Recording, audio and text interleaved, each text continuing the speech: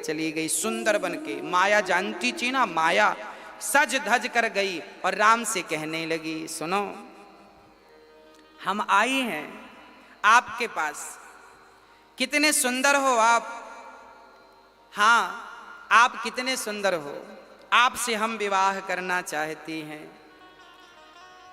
आज सूर्पणखा कह रही है, तुम सम पुरुष ना मौसम नारी। सुनो राम, तुम्हारे जैसा कोई पुरुष नहीं है और मेरे जैसे कोई नारी नहीं है, यह संयोग विधि रचा विचारी।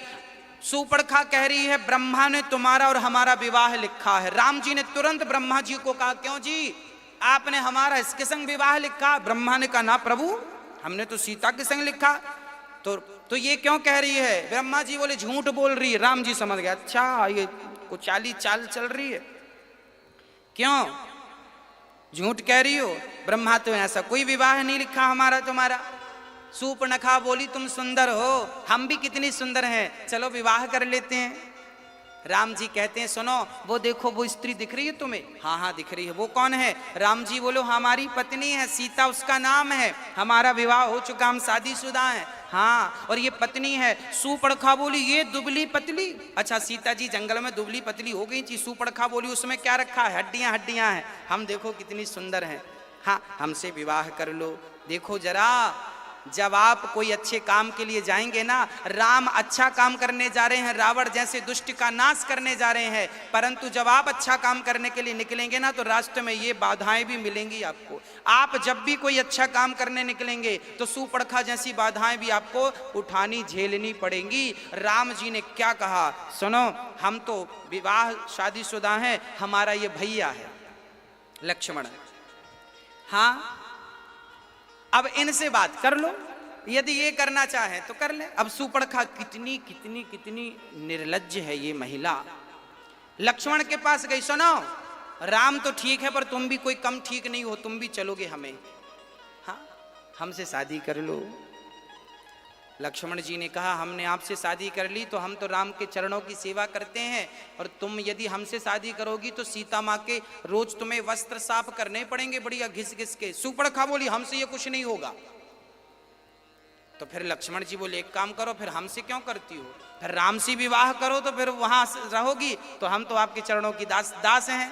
अब सूर्पणखा फिर से गई, सुनो राम लक्ष्मण कुछ ठीक नहीं लग रहा है, आप ही हमसे विवाह कर लो। देखिए जो स्त्रियां आज इस युग में, पता है आजकल भी बहुत सारी स्त्रियां खुद अपना विवाह खुद सेट कर लेती हैं। हाँ सूर्पणखा कौन है? जो अंदर से कुछ और है, बाहर से कुछ और है, उसे ही सूर्पणखा जानो। सूर्पणखा की शादी ऑलरेडी हो चुकी थी। सूर्पणखा का विवाह किनसे हुआ था? विद्युत जिह्वा इनके पति का नाम था, रावण के हाथों विद्युत जिह्वा मारा गया था। सूर्पणखा का विवाह ऑलरेडी हो चुका था। राम से कह रही है कि मैं शादी में कुंवारी हूँ, मैं कुंवारी हूँ। राम से कह रही है मैं कुंवारी हूँ। आज हमारे युग में भी, इस कलयुग में भी ऐसी स्त्रियां हैं जो शादी के बाद ना तो मांग भरती, ना तो चूड़ियां पहनती, ना तो मंगलसूत्र पहनती। शादी के बाद भी आज कुछ स्त्रियां ऐसा दिखाती हैं कि हम कुंवारी हैं, जो शादी के बाद मांग ना भरे, चूड़ी ना पहने, मंगलसूत्र ना पहने। इससे आप जानो कि ये सूर्पणखा की भतीजी है, ये सूर्पणखा के कुल से है। आज फैशन के कारण ना हमारी बहनें मांग नहीं भरती हैं आजकल, शादी के बाद ना मांग भरती, और भरती भी हैं तो इतना सा घिसनी से घिस लेती हैं बस, और वो भी दूसरे तरफ के बाल उठा के छिपा लेती हैं ताकि लोग ये ना कह सकें कि शादीशुदा है। अरे भाई, नारी के मांग में सिंदूर उसके सौभाग्य का परिचय होता है। सौभाग्यवती नारी के मांग में सिंदूर होता है। विधाता ना करे कि आपके मांग का सिंदूर उजड़ जाए, पर आज सुहागन स्त्रियां भी सिंदूर भरने से लजाती हैं। इन्हें क्या कहा जाएगा? ये सब सूर्पणखा की वंशज हैं। जो स्त्री विवाह के बाद मांग ना भरे, जो स्त्री शादी के बाद लोगों से ये कहे कि अभी मैं कुंवारी हूं, इन्हें आप क्या कहेंगे? सूर्पणखा कह रही है कि मैं कुंवारी हूं।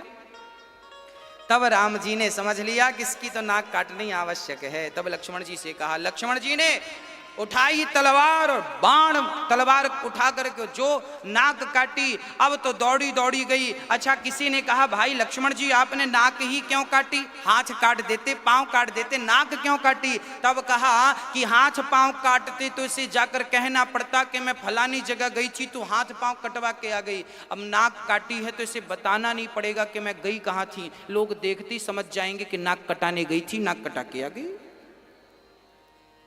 हाँ, तो नाक ही काटी, इसलिए काटी कि लोगों को परिचय ना देना पड़े कि मैं कहां गई थी, लोग देखती समझ जाएंगे नाक कटाने गई थी, आ गई, नाक कटा के आ गई। हाँ, लक्ष्मण अति लाघव सो नाक कान बिनु कीन, ताके कर रावण कह मनो चुनौती।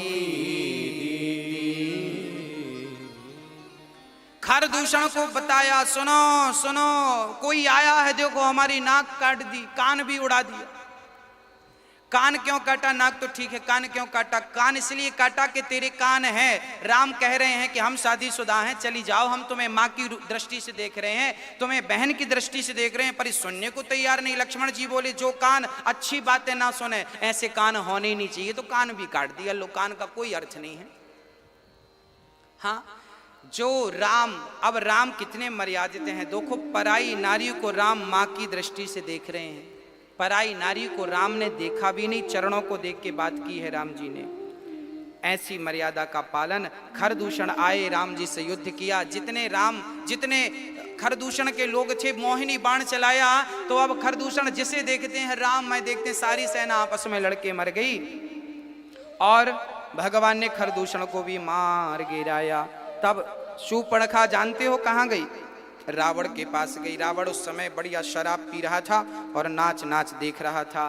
तब रावण के पास गई और कहने लगी, रावण देखो, आप यहाँ नाच गाना देख रहे हो और वहाँ आपके दुश्मन चढ़ाई कर रहे हैं, क्या हुआ बहन? देखो मेरी नाक काट दी। वहाँ पंचवटी में दो पुरुष के संग एक महिला बड़ी सुंदर है। अब देखो शूर्पणखा क्या कह रही है, बोले सीता बहुत सुंदर है, सीता बहुत सुंदर है, मानो आग लगा रही है ये रावण को। रावण तो अपनी लंका में मस्त था, शूर्पणखा ने आग लगाई। अच्छा, शूर्पणखा ने आग क्यों लगाई? क्योंकि रावण ने शूर्पणखा के पति को मार डाला था, विद्युत जिह्वा को। जब रावण ने शूर्पणखा के पति को मारा था ना, तब इसने अर्थात शूर्पणखा ने प्रतिज्ञा की थी कि रावण, जब तक तेरा विनाश नहीं कर दूंगी तब तक तेरे द्वार पर तेरी देहरी चढ़ूंगी नहीं। आज शूर्पणखा राम और लक्ष्मण को देखकर समझ गई कि ये ही रावण का नाश कर सकते हैं, इसलिए आज देहरी चढ़ करके गई है। इसलिए शूर्पणखा ये कहती है, तो सम पुरुष न मोह सम नारी। अर्थात राम ने भी प्रतिज्ञा की है, निश्चर हीन करऊं मही, मैं निशाचरों से हीन को पृथ्वी कर दूंगा, ऐसा राम ने प्रतिज्ञा की। और शूर्पणखा ने भी प्रतिज्ञा की है कि मैं रावण का नाश करा दूंगी, क्योंकि इसने मेरे पति को मारा। इसलिए शूर्पणखा कहती है, तो सम पुरुष न मोह सम नारी। तेरा भी संकल्प वही है और मेरा भी संकल्प वही। तेरा भी संकल्प रावण को मारना, मेरा भी संकल्प रावण को मारना, इसलिए तो सम पुरुष न मोह सम नारी, ऐसा शूर्पणखा कह रही है। अब रावण ने विचार किया रात भर के, खरदूषण सम मोहि बलवंता, तिनहि को मारय बिनु भगवंता। खरदूषण को अब रावण विचार कर रहा है कि खरदूषण को तो भगवान के बिना कोई मार नहीं सकता, क्योंकि ये साधारण पुरुष नहीं है, स्वयं परमात्मा है, परब्रह्म है, उन्हें कौन मार सकता है? तब विचार बहुत किया मेरे रावण ने, और रावण ने विचार करके सोचा कि चलो एक बार परीक्षा लेते हैं। अच्छा, रावण फिर कहाँ गया? रावण मॉरिशस गया, मारीच के पास, क्योंकि मारीच को भगवान ने बिन फण का बाण मारा था। अच्छा, राम तो तैयारी कब से कर रहे थे? ये जो मारीच मामा है ना, जो मृग बन के गए, ये तो विश्वामित्र के यज्ञ में भी आए थे, तब राम ने इन्हें बिन फण का बाण मारा। तो यहां बिहार से बाण मारा था राम ने। विश्वामित्र जी का आश्रम बिहार में था, कहां पर है? हाँ, बक्सर। बक्सर से बाण मारा था श्री राम ने, कहाँ गिरा था? मॉरिशस में जाकर के गिरा था। मॉरिशस जो कंट्री है, देश है हमारे भारत के बाहर, वहां जाकर गिरा था। मॉरिशस में रहने लगा था मारीच, मारीच के नाम से उस देश का नाम पड़ा मारीच, मारीच मारीच से मॉरिशस, मॉरिशस फिर डेवलप हो गया। मारीच की नगरी है मॉरिशस, आज भी वहां के लोग वैसे ही हैं मारीच टाइप के। हाँ, और मेरे राम, अब रावण गया मारीच के पास, सुनो आप मदद करो, आप माया। अच्छा, राम जी चाहते तो मारीच को तभी मार देते जब बिनफण का बाण मारा था, समुद्र पार गिराया, तब क्यों नहीं मारे? राम जी जानते थे कि ये आगे काम आएगा, राम जी छोड़ते चले गए जो काम आएगा। मारीच आया, रावण बोले चलो, मारीच बोला मैं नहीं जाऊंगा। रावण अच्छा, मारीच जानता था कि ये भगवान है, एक बाण मारा था बिना फणका तो मैं 7 समुद्र पार गिरा था, अब मैं जाऊंगा तो मेरा कल्याण नहीं। रावण बोला नहीं जाएगा तो मैं मार डालूंगा। अब मारीच ने सोचा कि दोनों तरफ से मरना है, चलो राम के हाथ में मरेंगे तो कल्याण, से पापी के हाथ से मरेंगे तो कुछ नहीं मिलने वाला। तब मारीच आ गया, क्या बन के आया? सोने का मृग बन करके आया। और जहां पंचवटी में राम सीता रहा करते थे ना, वहीं आश्रम के बाहर सोने का मृग चरने लगा। उसकी चमड़ी सोने की तरह चमक रही थी, बाल बढ़िया सोने की तरह थे, और बढ़िया उसके खुर चांदी के थे, खुर उसके चांदी के थे, और बाल बढ़िया सोने के, चमड़ी बढ़िया सोने की। जानते हो, सीता माँ ने देखा, आज पता नहीं सीता माँ को क्या हो गया। तब सीता माँ ने कहा, सत्य संध प्रभु बधि कर एही, आनहु चर्म कहती वैदे। अब राम के 14 वर्ष में 13 वर्ष पूरे हो चुके थे, लगभग 13 वर्ष। सीता जी बोली, प्रभु अब 1 साल बाद तो अयोध्या चलना ही है, तो क्यों ना सोने का मृग अब हम वहां दिखाएंगे कि देखो हम 14 साल वहां थे, तो इसे देख के हमारे ये दिन याद आएंगे। लोग जाते हैं ना कहीं कहीं घूमने, तो वहां से कुछ गिफ्ट टिफ्ट ले आते हैं। सीता जी को लगा ये सोने का मृग बढ़िया मिल जाए तो काम बन जाए। अब राम कह रहे हैं सीता से, सीता सोने का ये मृग, वैसे तो होता सोने का मृग कोई होता है ना, सोने वाने का मृग। अच्छा, रावण ने सोने का मृग बनाया और वहां रावण छिप गया, बड़ी माया थी। और अब श्री राम जी, जब सीता माँ ने कहा कि प्रभु ये ला दीजिए, आप, राम जी कह रहे हैं अच्छा कह रही हो तो ला रहे हैं। अब देखो, एक तो सोने का मृग होता नहीं है, और यदि नहीं होता तो क्या राम को पता नहीं था या सीता को पता नहीं था? भैया बात ऐसी थी, क्लियर कर दूं आपको, रावण ना राम की परीक्षा ले रहा है।